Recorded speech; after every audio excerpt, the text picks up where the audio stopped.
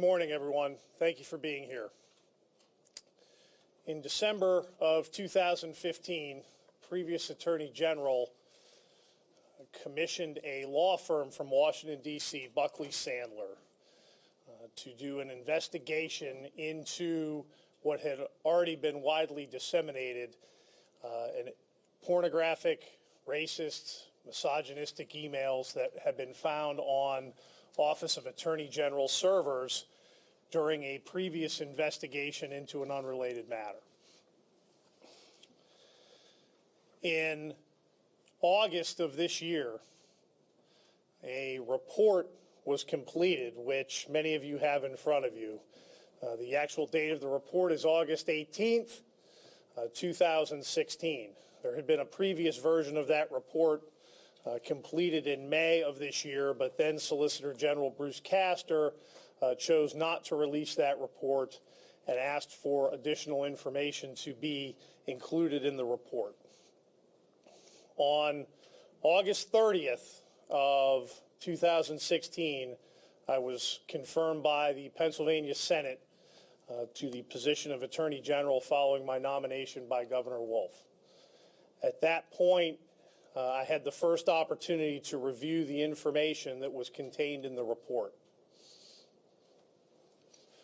The Office of Attorney General had several decisions to make, the first of which was, in what form could this report be released?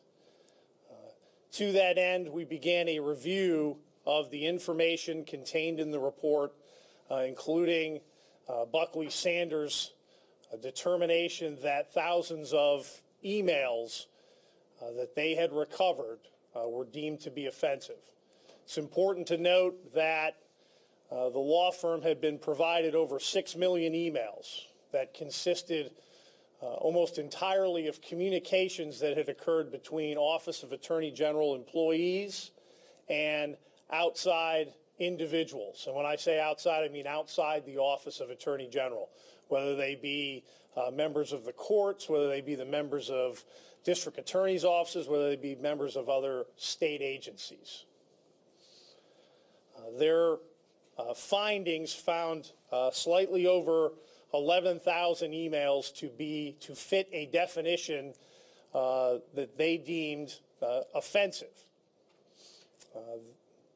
The report had been broken down into two categories of individuals. The first were government offenders, or individuals that Buckley Sandler had determined fit a category because of their high position, that even if they had a small number of offensive emails, they were going to be included in the report. There were, at the conclusion of their findings in August, they included 13 individuals into this category. The second category of individuals were what they categorized as high-volume senders. High-volume senders were people or individuals that, at the determination of Buckley Sandler, had sent 50 or more offensive emails that had been captured and reviewed during their process. High-volume senders could be individuals or employees within the Office of Attorney General, or they could have been individuals that had transmitted information to the Office of Attorney General from another location but had been captured on the server. At the conclusion of an initial review and looking at this report, I asked 4 of my most seasoned attorneys to conduct a review of the 51 individuals that were named in this report to determine what the circumstances and concerns would be with releasing the report in an unredacted form. The 4 attorneys have over 100 years of experience. They were a representative cross-section of our office, including an African-American female and 3 females total out of the 4. They conducted a review of a very large portion of the almost 5,000 emails that were the subject of these 51 individuals in the main body of the report. They determined that in their review, a high volume of those emails were either not offensive at all or what they would characterize as borderline emails, thereby throwing sort of the matrix that Buckley Sandler had used into question in terms of the release of the report and the naming of those individuals.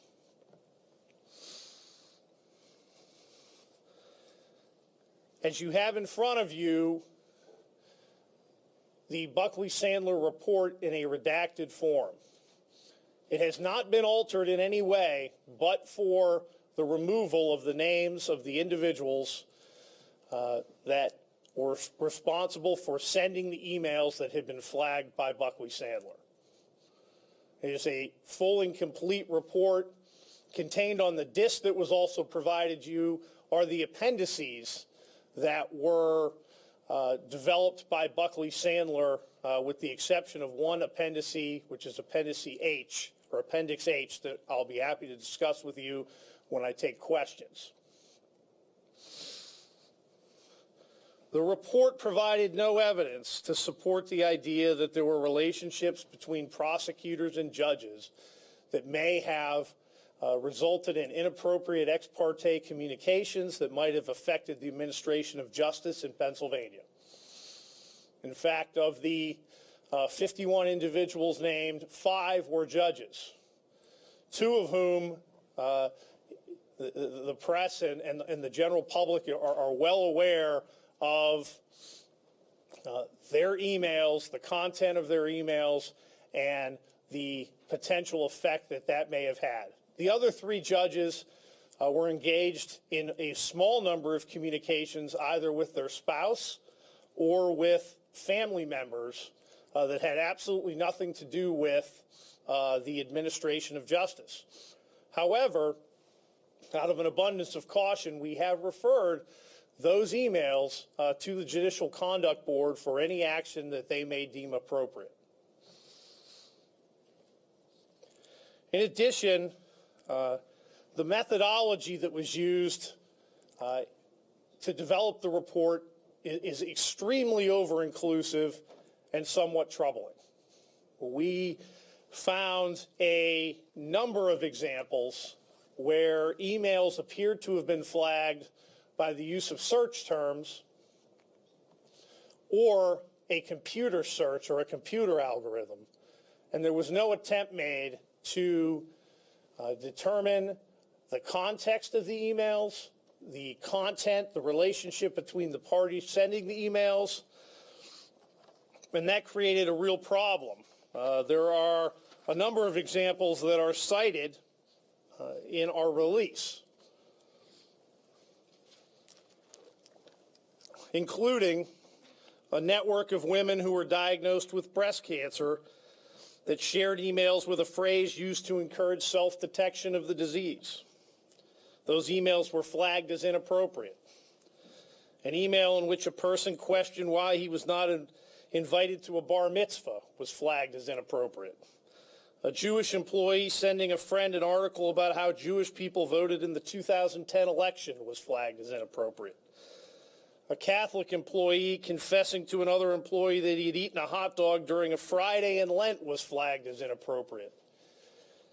Any email that mentioned Irish, Italians, Polish, or African Americans was flagged as inappropriate. There were videos of Budweiser beer commercials sent that were aired during the Super Bowl that were flagged as inappropriate. There were a number of examples, actually hundreds of examples that we found in the emails that were flagged that were either borderline at best or under just about any rational, reasonable view, not offensive. This created a situation that the Attorney General's office found itself in. I took office on August 30th. I did not commission the report. For a variety of reasons, I do not believe it was in the best interests of the Commonwealth, the citizens of Pennsylvania, to have a law firm from Washington, D.C. Engage in this type of review. That's not to say that there were not significant problems. In fact, what we have done is Buckley Sandler, in their report, released a whole slew of emails in their appendix. The vast majority of them are clearly offensive, and there are clearly offensive emails that were recovered, hundreds of them. There's no question about that. However, the appendix itself is not a full and complete picture of the body of emails that were used to flag these 51 individuals in the main body of the report. In fact, those emails that were utilized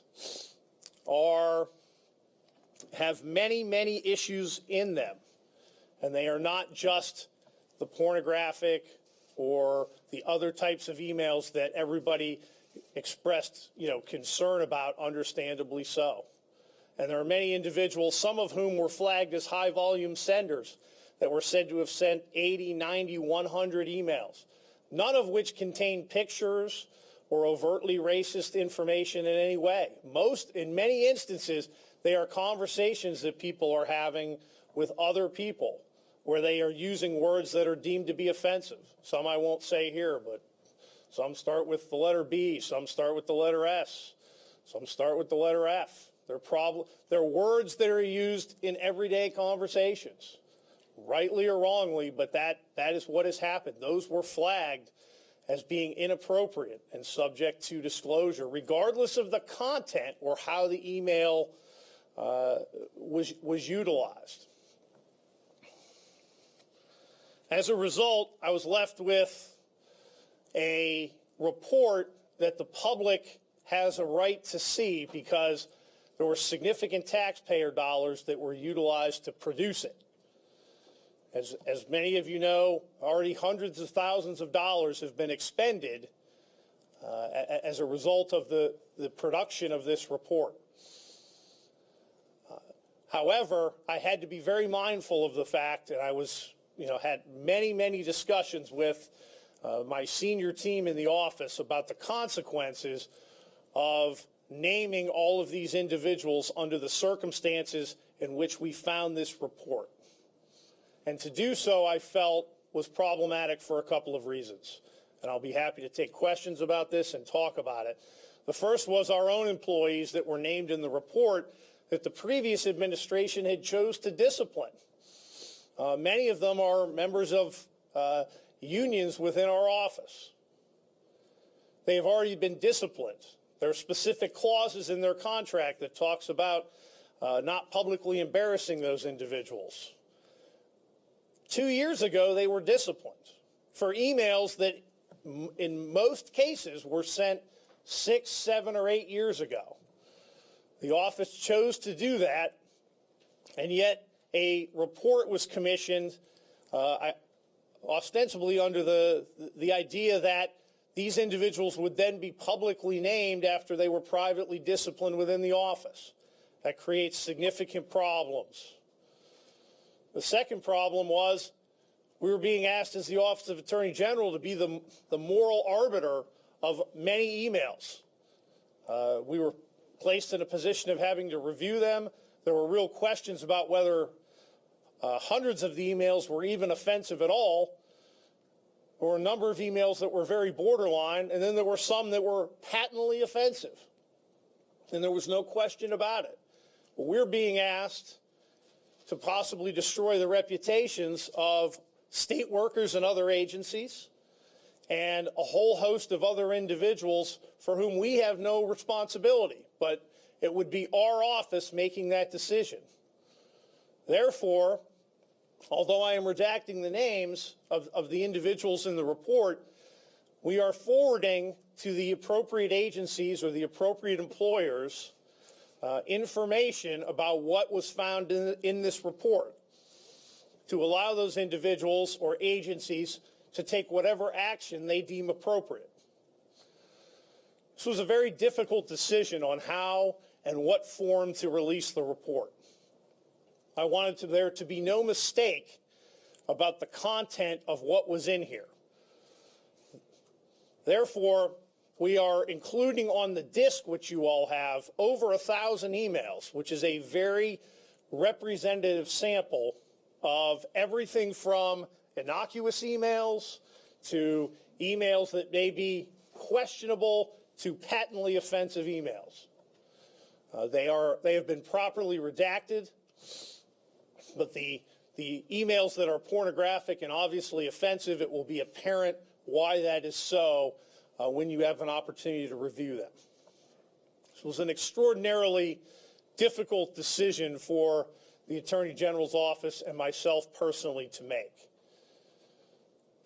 I want the public, I want the press, I want everyone to have a transparent idea of what former Attorney General Gansler and his law firm's report was. That is what you have in front of you.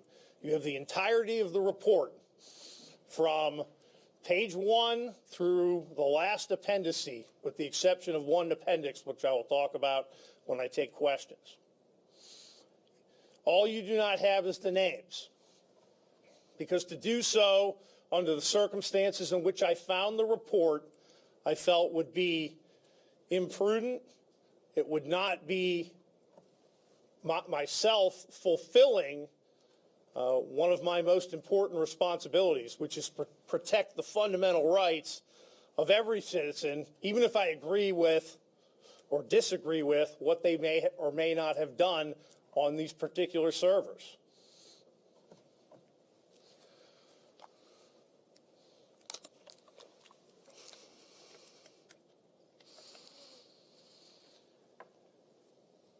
I hope that the release of the report will provide some accounting for what has transpired in the past year since Buckley Sandler and former Attorney General Gansler were hired by the last administration to conduct this sort of a review. I hope that it will provide an understanding to the public some of the problems and pitfalls when you put a whole bunch of people together and don't make any distinction between the type of content, who the party is that's sending this information, who they're sending it to, what the context is. It creates enormous problems. It creates enormous problems that people continue to refer to this as the porn report, when the vast majority of this information is not pornographic at all.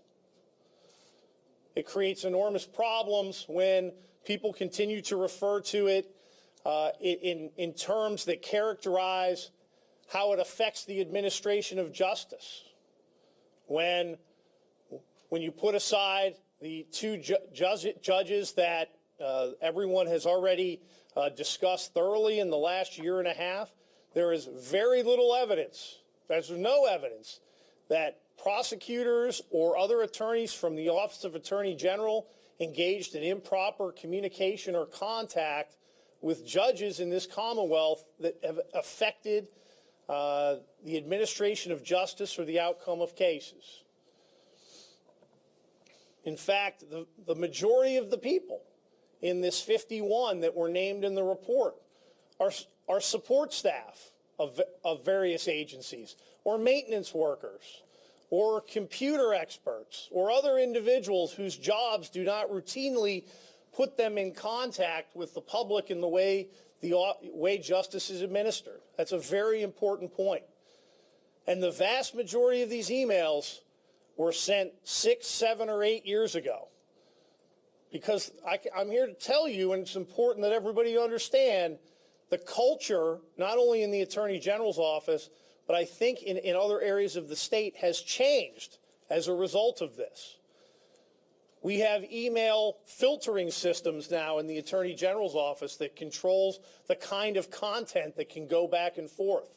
We have internet monitoring to make sure that our employees are, utilizing both the internet and the email services in the appropriate way. There have been substantial changes that have occurred in the last 2, 3, or 4 years to address these problems. That is something that the Buckley-Sandler report talks about, and many of the suggestions that they provide are things that have been in the works since this problem came to light. But, you know, we have a statute of limitations for criminal activity, even on felonies, that oftentimes is 5 years. We're talking about, so everybody understands it, there was no criminal activity here. But we're doing a review of emails that in most cases are 7 or 8 years old, because that was the context in which most of this stuff, not all of it, but most of this stuff was being disseminated inside and outside of the Attorney General's office. Thank you all for being here. I'm happy to take a few questions. Brad.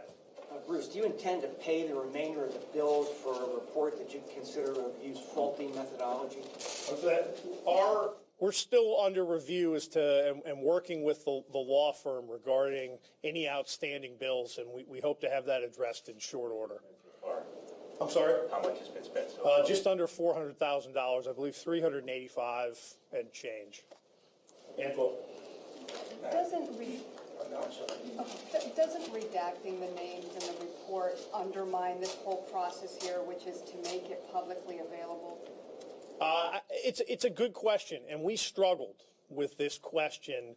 How do we handle that very issue? I'd like to make it clear for a lot of the reasons that I've already stated. I did not think it was a good idea to commission a report done in this form, in this way. And a lot of the issues that I've underlined, I think, highlight the problems associated with that. I leave it to everybody else to determine whether or not it undermines it. My primary concern has to be the reputation of the individuals involved, whether or not there was a fair accounting of what transpired, and to make sure that I'm protecting not only our own office's employees, but other agencies and other individuals who may have been swept up in something and would be tarnished unfairly because of the way that the report is done. And it's very, very hard to unring the bell of, you're one of the people in the report, you're a pornographer, you're a misogynist, or you're a racist, when there may be a real question about how these emails were analyzed and how they were looked at, because it's unrealistic to expect the general public to examine thousands and thousands of emails. They're going to know what's reported. They're going to know who is being labeled in this form. And number one, it's completely foolhardy for the Attorney General's office to take the position that we're going to be the arbiter of that for every employee in every state agency that we don't have any responsibility for. So we name their names, and who do they come after when their reputation is damaged and when there's real questions about how the report was compiled? They're coming after the Attorney General's office. They may be coming after the law firm that commissioned the report. And we had to be satisfied that we were doing the right thing. It's not the easy thing. If there were an easy solution here or an easy decision to make, we wouldn't have taken so much time and been so deliberative about it. It's been difficult, to say the least. Yeah. Has actually named 8 people, not under you, but under the previous administration. So who's correct here? The previous administration who named people, or you today who is saying that it is not appropriate to do so? And if that is the case, then what does it say about the actions of Attorney General Kaine in naming 8 people in the past? Well, it's a great question. There's a couple of parts to it. I would say this. I disagreed with the decision in September of 2014 to selectively name individuals when there were clearly a lot more than 8 people involved. The question about whether or not people's names should come out is different than whether or not it is unfair for them to come out in the circumstances under which this report was created. Those are two different things. The circumstances under which this report was created creates enormous problems. Number one, we're not dealing with our own office employees in the majority of instances. So that's not, it'd be one thing if we made a determination with our office after dealing with all the employment, labor-related issues that we felt we needed to disclose information. For example, people did stuff that was so egregious that it warranted termination. In those situations, we might make the determination that the public has a right to know because we've terminated somebody and why they were terminated.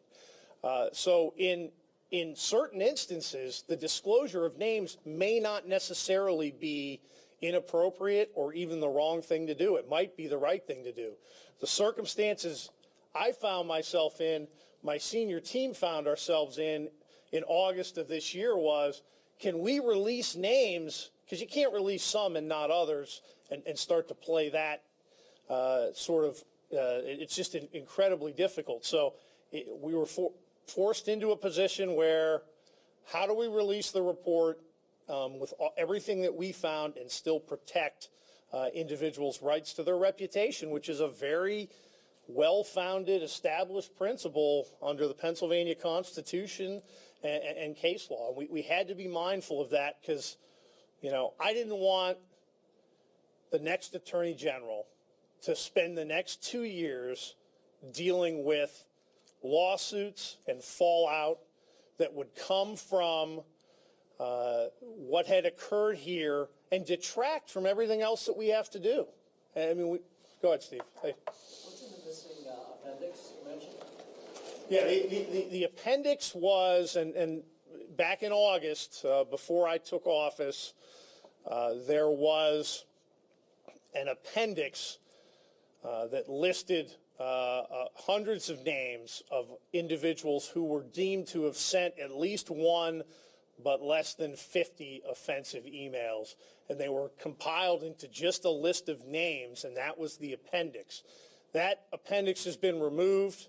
I think Buckley Sandler and the AG's office had a discussion about it. We all agreed that that appendix should be removed.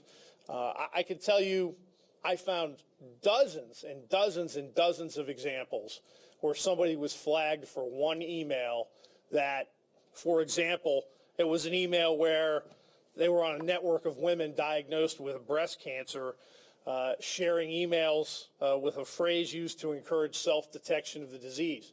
There were a number of people that were flagged for that alone, and they got a notice that they were on a list of inappropriate emails. Now, you can imagine the shockwaves that sent through a whole host of Commonwealth employees many who have spent decades building up a reputation, and then they're told by someone that they're going to be named in a government report that they sent an inoffensive email in 2009 about something that's not even offensive. It created an enormous problem. As a result, we all determined, and Buckley Sandler was very candid with me in disclosing that was something that the previous administration had requested.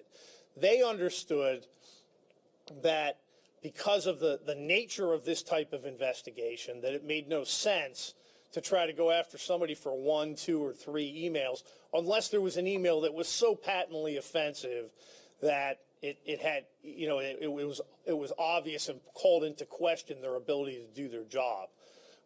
And so as a result, that appendix has been removed because it is just inherently flawed and could not be trusted on any level. Yeah. I take it the letters to the other agencies have not yet gone out? That is correct. These are all state government, no county or federal agencies? No, that's not correct. They're a state government, they could be county government, and they could be federal agencies, yes. And in terms of, do you have a number for that, how many notifications you plan to send out? It's several dozen. And then finally, did this process generate any new information about inappropriate, in whatever way, emails involving OAG employees that you hadn't previously known about? Did it generate any discipline against anybody? And in terms of full disclosure, were you yourself in any way implicated during this process?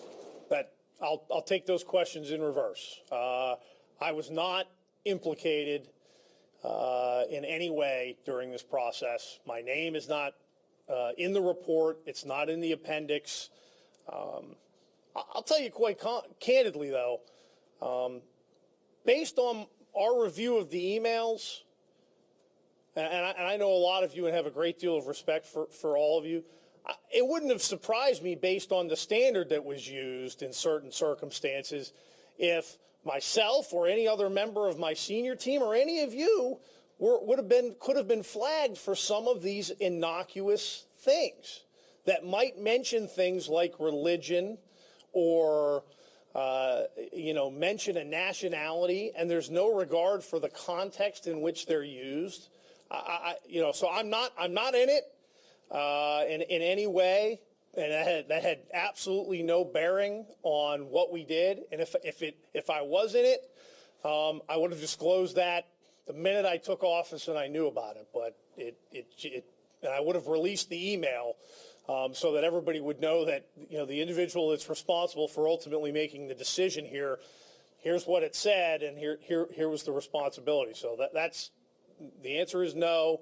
But given what I saw, it could have gone another way. The OAG employees. New information. There were certain employees in which it's a very small number, but that there were emails captured that required review because they weren't included in the original 60, and we are working through the process of how to handle that new information.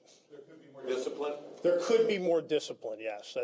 That's fair. I can't talk about specifically who or what the discipline may be because that's an internal matter, but it's fair to say that we have to do an additional review. It's small, but because of the nature of the 6.5 million or so emails that were looked at was somewhat different than the large volume of emails that were looked at, back in 2014.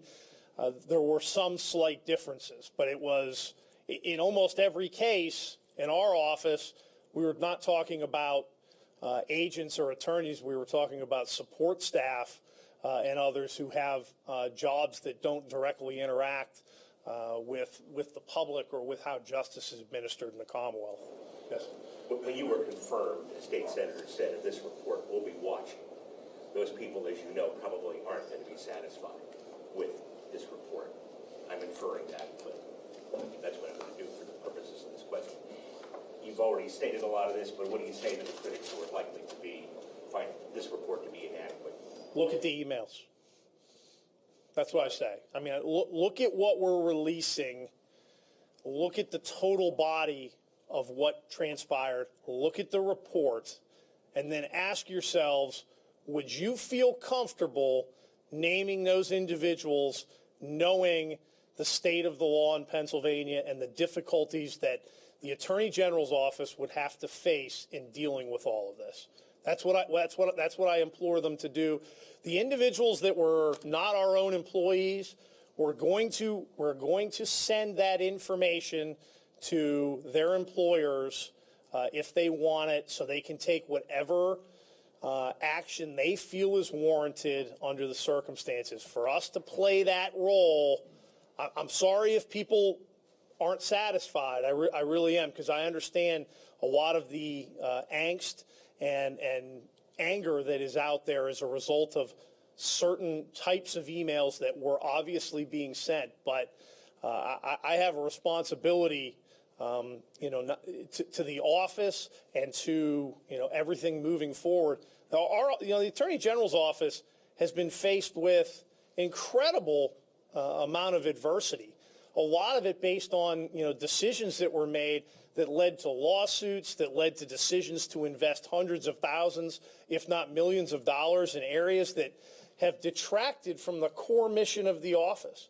That's all time, labor, and money that we're not able to use fighting the heroin epidemic or protecting children or protecting consumers. You can go on and on and on about what our core mission is, and this has had an effect of really damaging all of that. And to further embroil the office under questionable circumstances simply because people want names would be, I think, a dereliction of duty on my part.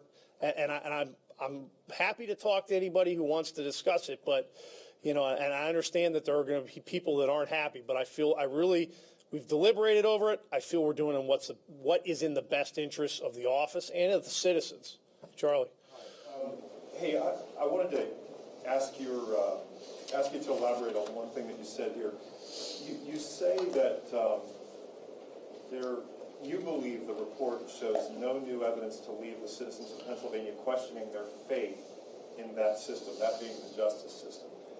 Now, there are people, Tony referenced, who we've heard from over the last year who have been hurt because it was their particular group that was joked about or made fun of in some of these emails.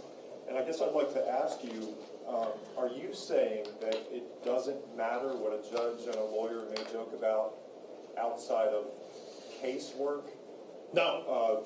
Can't that send a bad message to the public? It absolutely can. And I think that was the point, that there was a decision that came down last week in federal court that raised the specter of that very issue. What I'm saying is that one of the principal functions of this report was to find out whether or not there was inappropriate communications between prosecutors and judges or others that could affect the administration of justice.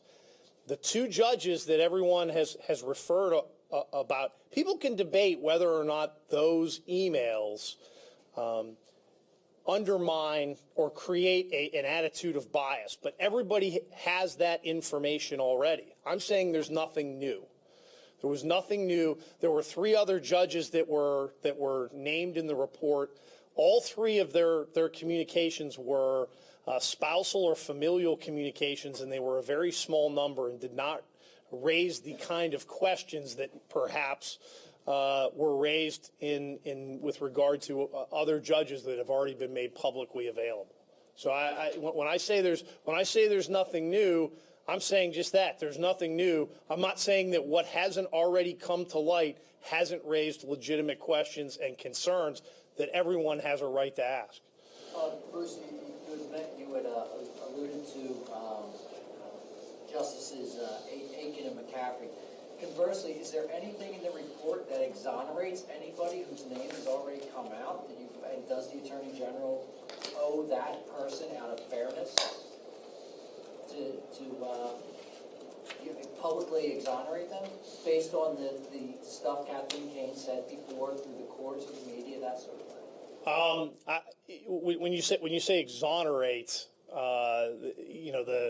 I have no reason to believe that any of the emails that were disclosed before this report today were inaccurate or were forged or were not the actual emails of various individuals. So from that standpoint, I don't think I could say that there's anything that needs to be corrected in terms of exoneration. Once the emails are released, they're released, and once names are released, they're released.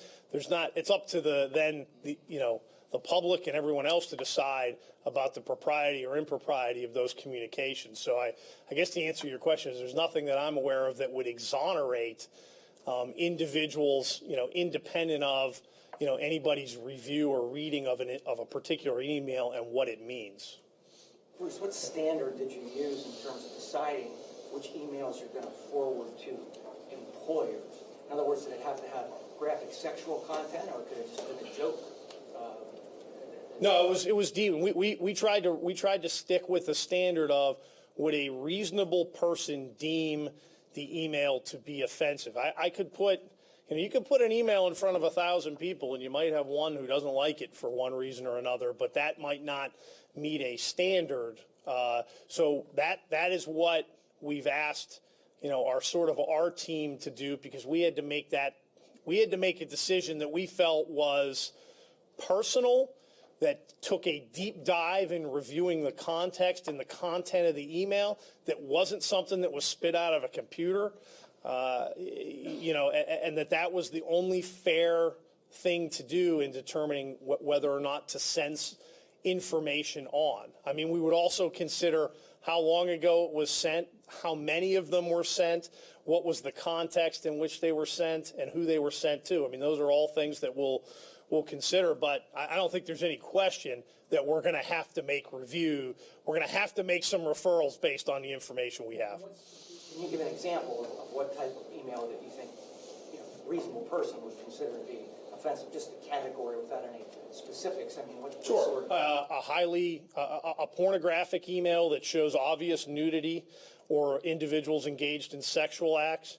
Any email that specifically mocks or makes fun of a racial, religious, or ethnic group. But I'll tell you what we're not going to be sending is somebody, a secretary in a county agency who sends an email to one of our employees complaining that their gym teacher is treating their son in a bad way and they're acting like the B word. That's not the kind of stuff we're going to send. And there was a lot of that kind of material and information that was in this stuff. I mean, we have to be reasonable. We have to be realistic. And I'm not going to jump on the bandwagon of, because a law firm in Washington, D.C. said it was offensive, that we're going to accept that. I'm the one that stands here with the responsibility and putting the office in terms of the responsibility of having to defend a decision to release stuff and how we release it. And that's why we took the step that we took. Can you elaborate on the statement, there's no evidence of inappropriate communications that could impact the administration of justice? Does that just narrowly mean there were no judges and lawyers talking about issues of the case, or how does that determination? I think when we say that there's no new evidence, there's certainly evidence that could raise questions. I mean, there was, we talked about, certain judges that had, really raised some red flags, well over a year ago. It means there's no new evidence that cases were affected. We have, like I said, we have five judges that were involved, or that were identified, and we don't have communications with them with lawyers talking about cases or even discussing things that could reasonably call their impartiality into question, which is part of the reason, as it relates to judges, we're not going to release those names, in conjunction with others that have already been released, because then everyone's lumped into one package and it creates an enormous problem. Just the fact that they were sharing emails with this content back and forth, some people would say would be evidence of inappropriate. Well, I would say they were their spouses, and I mean I don't know anybody here who's going to say. I mean, you're really going to say that because someone's a judge, and they happen to have a familial relationship with someone, that they can't communicate via email? I mean, that doesn't make it. I mean, I think there's some reasonable standards, but again, we've sent that stuff on. I'm not making that call. It's not the Attorney General's office role to be the arbiter of judicial conduct. It's the Judicial Conduct Board and the other entities, and if they determine there's an issue, then so be it. Could you put some context here? You talked about the flawed methodology of the report, and that you have some real questions about people being sort of swept away who are somewhat innocent of it. But you also talk about patently obscene and disturbing material in there. In terms of numbers, how many emails would qualify into that category of which you then talk to the judicial reform people or the disciplinary people or whatever other agencies like that? I mean, are we talking tens, dozens, hundreds, scores? What? I think it's fair to say hundreds for sure, because there are a number of individuals that were deemed to be, and you'll be able to see this a little bit in the report, that are deemed high volume senders that were sending hundreds of these emails around, mostly pornographic, but other issues. They were sending them around primarily in 2008, 9, and 10, but there were certain individuals that were really high volume senders, and they sort of blasted this stuff on a regular basis out sort of into the into the email world. And so there may be, one individual who has 150 patently offensive emails. But they are the high-volume users, not the government officials. Correct. If you look at the government, in fact, the government officials are, with the exception of one, I believe, in almost every case, they're less than 10. There's not a lot of usage there, which makes the identification of the type of email that much more important. Bruce, I'm a little confused about the discrepancies between what's in the Gansler report and what's in the OAG review of the Gansler report. I mean, in this it says more than 160 judges, more than 35 assistant DAs, more than 30 senior executive branch officials, and about 5 members of the General Assembly.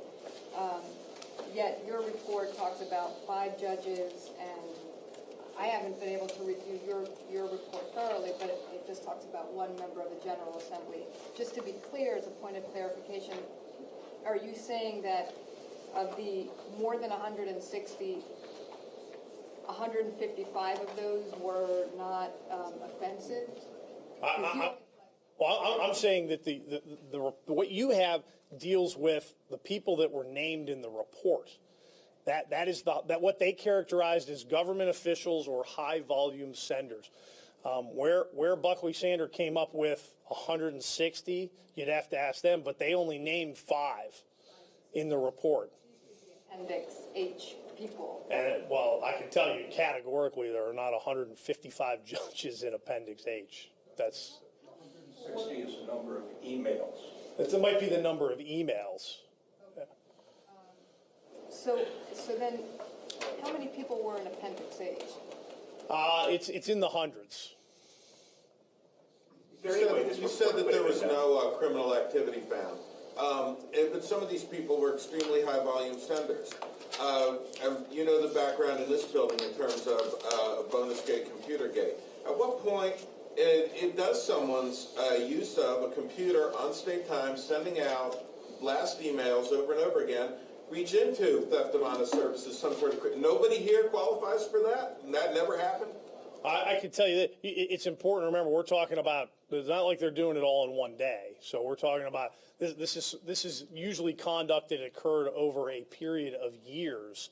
And, for example, in the Attorney General's office, we have a policy that's specific. Now, it doesn't allow for that kind of, that's a misuse of the computer system, but it is clearly delineated that there is an amount of personal use that is permitted. So you'd have to have some pretty significant use of the resources, I think, before you would ever get to that point. And it's important to note that, the difference between, people that were prosecuted in those kinds of cases was that it was their use of the resources. They got a particular financial benefit from using the resources, when, they were talking about doing election things and other things on that time that is very different than, the typical Commonwealth employee who's, communicating with a friend or something that is, we do allow. So when I say there's no obvious signs of criminal activity, there was nothing to indicate that we would have anything even remotely prosecutable. How many referrals to the JCB there are going to be? Is it just these 3? And then on top of that, will there also be any referrals to the disciplinary board for attorneys who may have sent some of this information, either attorneys for government agencies or private attorneys as well? Yes, that's definitely a possibility. And in terms of the JCB, it was only be the individuals that were identified in the report, but not by name. Okay, so 5 or 3? 3. 3, because the other 2 have already retired, or? I think that's fair, yes. There are going to be? I don't. You spent a lot of time talking about the methodology of the report as being flawed, as being a big problem. Is there any way this report could have been, or this probe could have been conducted, you think, that would have turned out differently, or do you think it was just a fool's errand from the beginning? I think there was a way to, if your intent was to get at some of the real problems here, which are agents, attorneys, judges, others harboring the sort of attitudes and the sort of beliefs that call into question their ability to be fair for every citizen that comes into their courtroom or comes before them in a case, and how that's going to be handled. There may have been a way to get at those narrow questions. That's not what happened here. It's almost as if it was a broad-based. Here we're gonna just blast out everybody that we could in terms of if anything could be possibly deemed inappropriate, or there's any phrase or word that occurs in an email, then that's all going to be collected because we want as broad of a swath as possible. And to be fair to the law firm, that compiled this, I mean, they were the attorneys doing the work. The client's the one that was directing the, how broad a scope in those kinds of things, I think, especially through the summer months. So I don't, there was a way, I think, to deal with it. This wasn't it. That's all I know. So what's your evaluation of a former Attorney General's claim that there was an old boys network that may have prevented certain groups of people in our society from getting a fair shake in the justice system? Do you believe that that exists, or do you say that does not exist, or what's your evaluation of that? The phrase "old boys network." Are there men that were engaged in positions of authority that harbored problematic or troubling attitudes? Yes. Is there a network that affects, on a consistent or daily basis, the administration of justice? All I can tell you is the report that was commissioned does not show evidence of that. I mean, as I understood it, the point of this was to get at this question, which is, does everyone in this Commonwealth have equal and fair access under the law, and do they have a right to expect that the individuals that are administering or dispensing that justice are doing that? The answer is they do have that right. The question of whether or not there's some systemic old boys network around the state that's creating these kinds of problems, the report didn't really address that. I find it very hard to believe that, secretaries, administrative support staff, maintenance workers, and others that were deemed to be high-volume senders in certain circumstances, erroneously, in our view, affected the administration of justice, or quite frankly, it's the responsibility of the Attorney General's office to, out these individuals without at least, allowing their employers the opportunity to deal with it and respond to it as an internal matter. I mean, it just flies in the face of fairness and justice for everybody. Everybody wants the names because they think that'll give them certain answers, but nobody wants to deal with the consequences of the way a report like this can unfairly tarnish a significant number of people that were included in that report, and I'm going to stay with it. John. Bruce, of the three judges who you're referring to the Judicial Conduct Board, are any members of the Supreme Court or another appellate court? No. And a quick follow-up. Isn't it being a little disingenuous to say there's no evidence of any connection between these and the administration of justice when, let's face it, no one would put in an email discussion of a case if you're a prosecutor and a judge. The issue is really the relationship between the judge and the prosecutor. If they feel that comfortable to send each other inappropriate emails no matter the topic, it's the bond and the relationship they have that might appear troubling, not the fact that they write down, hey, and about that case. Yeah, I don't. Well, your premise is correct. I don't think it's disingenuous at all in the sense that if we were standing here talking about, one of the other two judges who had already been out, and this was the first time we were talking about it, I don't think I could say the same thing that I'm saying. The question is, did the report identify a problem that wasn't already known. And I'm here to tell you that they looked at 6.5 million emails out of the Attorney General's office servers, two of which the judges were already known to the public. The content of their emails were already known. The other three involved a small number of communications with their family members. So what I would say to you, John, is that the 6.5 million emails, if you take the two away that everybody already knew about, the answer is there's no evidence that there was this kind of communications going on that would raise these kinds of problems, and that was one of the big answers. I wanted to know the answer to that question, and I think everybody deserves to know the answer to that question if that exists. Get your press department office in trouble, but just to be clear, the press release says no evidence of inappropriate communications. You're saying no new evidence. You're clarifying that statement of no evidence excludes what we already knew. Right, no new evidence, correct. Are you satisfied that you have had that answer kind of adequately addressed now, or do you think that there should be a completely new review of these emails since the Buckley-Sandler folks did such a poor job of reviewing these emails, according to you? I could say this, Walt. We had 30 million emails captured in the server. The Attorney General's office cannot continue to be expend hundreds of thousands, if not millions of dollars to undertake reviews because there might be an issue with emails that could be as long as 6, 7, or 8 years old. I don't think it's feasible.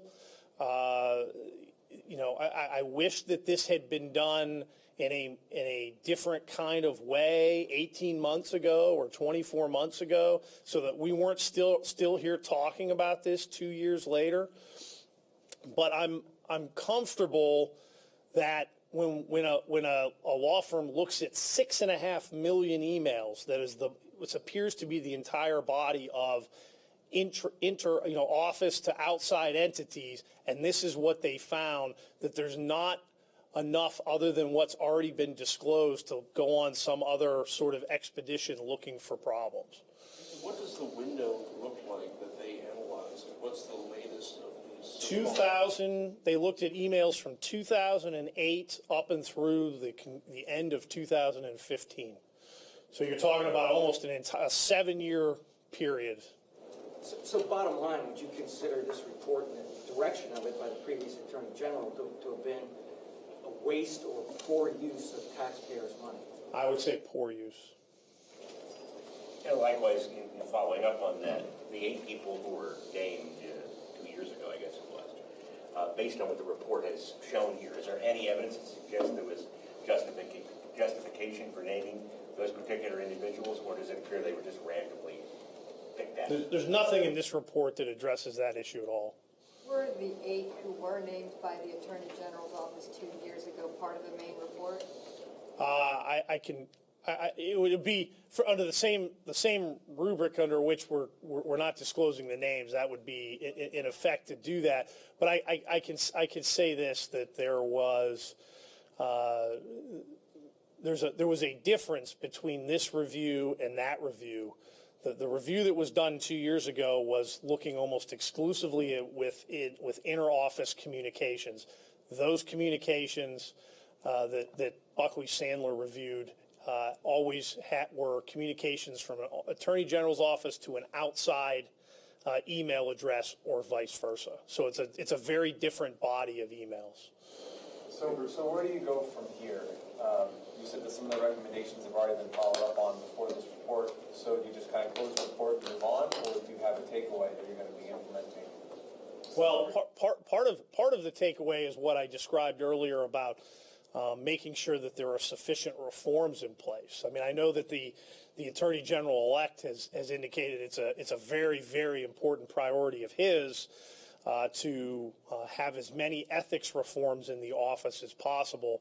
I am certainly, encourage that and think that that's going to be go a long way towards providing the sort of accountability and transparency that will help as it relates to the report.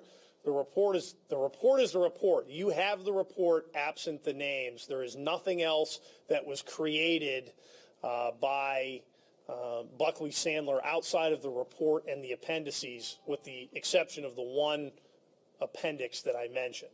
So that sort of is I view this as a conclusion as it relates to the report.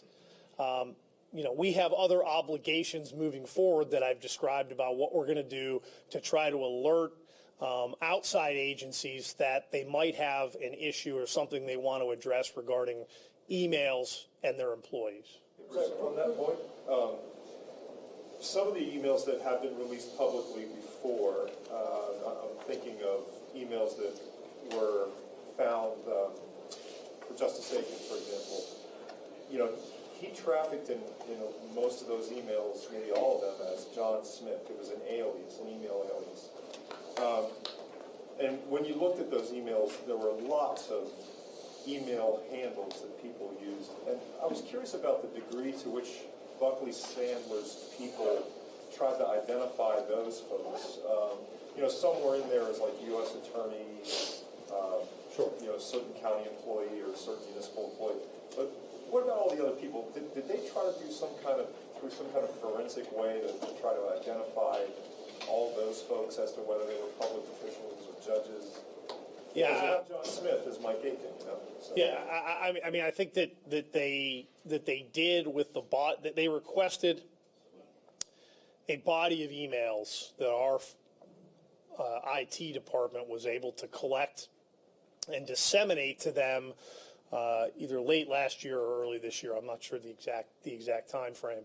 And I know that they were very, very inclusive in trying to, I will say this, Buckley Sandler was very inclusive in trying to get the entire body of emails. I mean, that's a lot of emails that they went through. And understandably, in order to initially filter them out, I think they got down to a little over 300,000 by putting them in and looking for various things. Because, to hand search almost 7 million emails, you can imagine, even for a large law firm, what that might do in terms of time. So, did you just say that the 6.5 million emails that Buckley Sandler looked at were different than that first batch of emails Kathleen Kane released in summer 2014 and subsequent?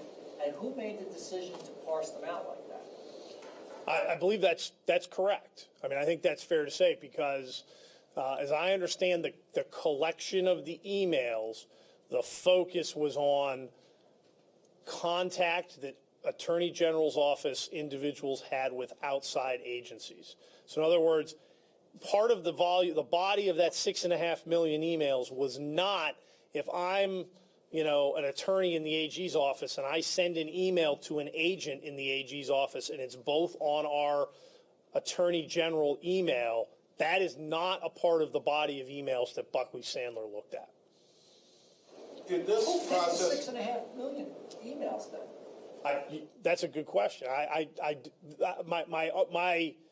My belief is that they asked for a whole list of potential domain names to collect all sorts of county, federal agencies, state agencies, anything with certain, and they collected a body of emails to review, and that's what was reviewed. It seems like the prior administration was picking and choosing which emails this outside firm would see to begin with. So has there been this all-inclusive report ever done or investigation to look at this stuff? What was the past administration picking and choosing which emails that they would send? Well, I think the vast majority of inner office emails were, I can't say all of them, but a very large swath or body of those emails were reviewed in 2014 following the information that was obtained following the report that was done on the Sandusky investigation. Did this process answer the question, how many government employees have been now found, in addition to the ones who were previously disciplined, to have exchanged obscene or offensive emails. Do you know, did it answer that question? High volume, low volume, whatever. Well, high volume, low volume, I mean, the number of people listed in the report was 38 plus 13. Right, but that's not the number of people in government workers who are exchanging offensive or obscene emails. It's that plus X. Do you know the number? Did that answer the question? How many people have been trading these emails? No, it didn't. Why not? Because the appendix list it contains hundreds of people that didn't send anything offensive. And so you've got in fact, hundreds of them were deemed to have sent one or two, and when upon review, the one or two, it's very difficult to see how reasonable people could say they were offensive, or that they created this sort of problems. Yeah. There's no effort to say at least 100 or at least 200. It's at least 51. That's the number that Buckley Sandler put in the report based on their two classifications as to who should be named and why. General Beemer, how much money has been billed to the office but is still under review and has not been paid? I'm not sure the exact amount. We can maybe get you that, but it's substantial. I'd appreciate it if you could. Also, who in the OAG actually literally turned over the emails to Buckley Sandler?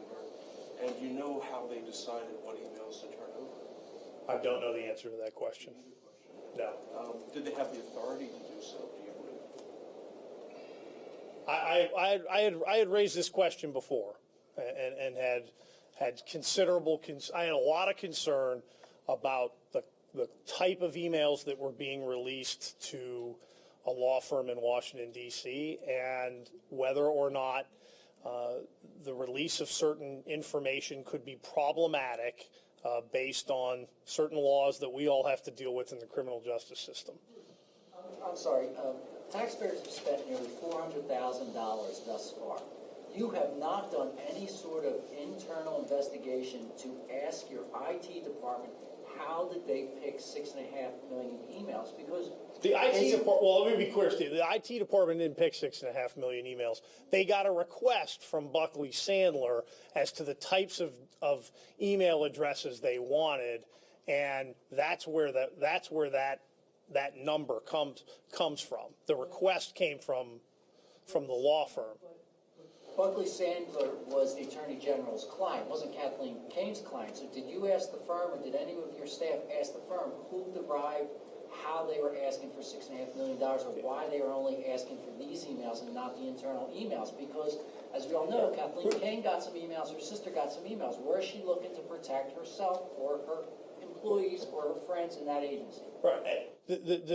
We know how the determination was made, which was there was a decision made that their review would focus on communications between the OAG and outside entities, that they were not doing a review of the emails that were solely interdepartmental. So, I mean, we of course know the answer to that question, which was why it's 6.5 million as opposed to a whole host more.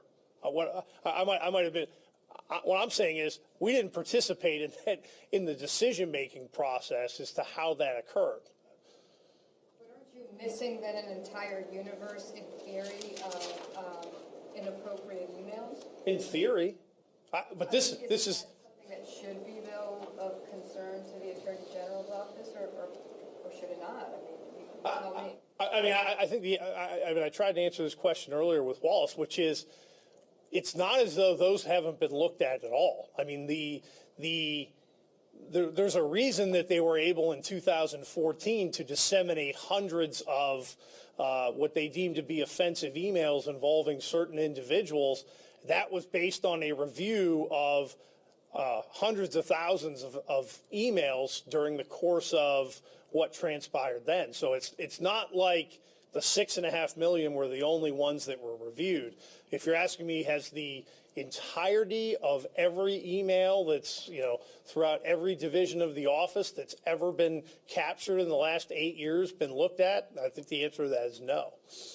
In reference to one or two possibly members of the General Assembly, was there any evidence that you saw that indicated any legislator, any House member or senator sent or received sexually explicit or, patently offensive emails? No.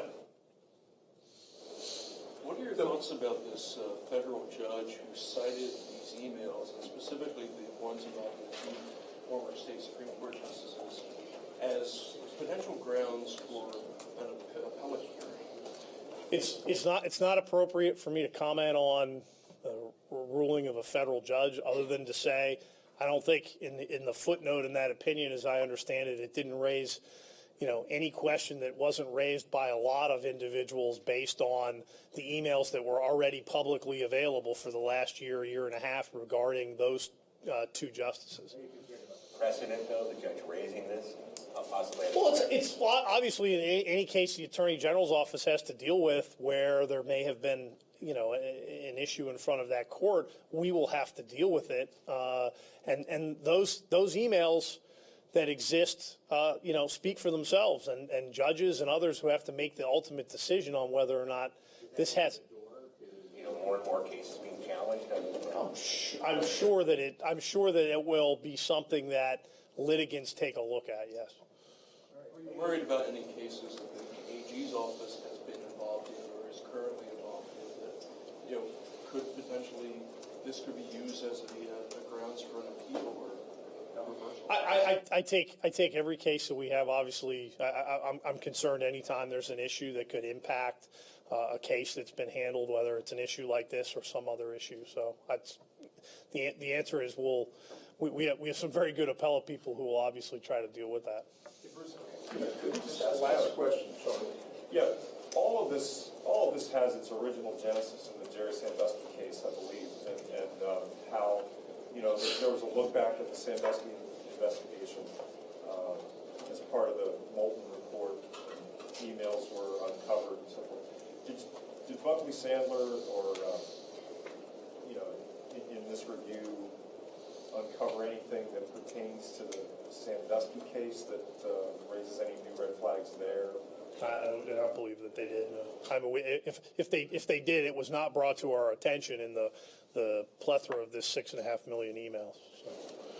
All right, ladies and gentlemen, thank you.